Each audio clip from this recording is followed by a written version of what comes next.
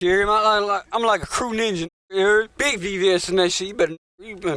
You've heard the term Florida man, but where did it come from, and what exactly does it mean to be a Florida man? Florida doesn't have the best reputation of all of the US states, and whether it's cultural or due to excessive heat or other factors, the strangest headlines seem to emerge out of Florida, often focusing on people engaging in the most absurd, bizarre, and often criminal behaviors. Hence, Florida man has become a long-standing joke online, as these headlines tend to read, Florida man does blank. Take, Florida man throws live gator into Wendy's drive-thru window as an unfortunately very real example.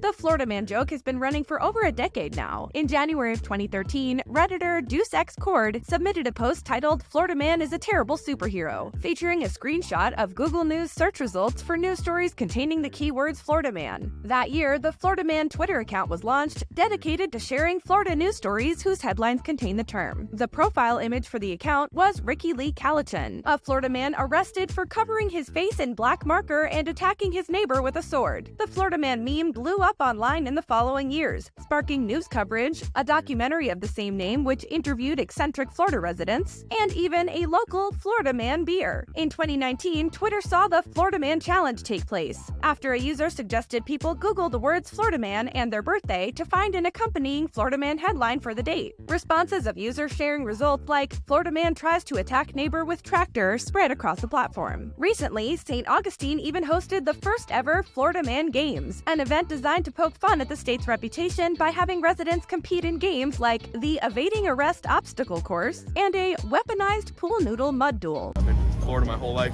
They're calling these events. I'm calling this Tuesday afternoon. But who is the most Florida-y of all the Florida men? While most Florida Man stories are one-off events in which the subjects stay mostly anonymous, there are several Florida Man-type characters that have become notable in online culture. For example, you may recognize the Florida Joker, who went viral for getting his face tattooed to look like the Joker, and later threatening to sue Rockstar Games for allegedly using his likeness in GTA 6.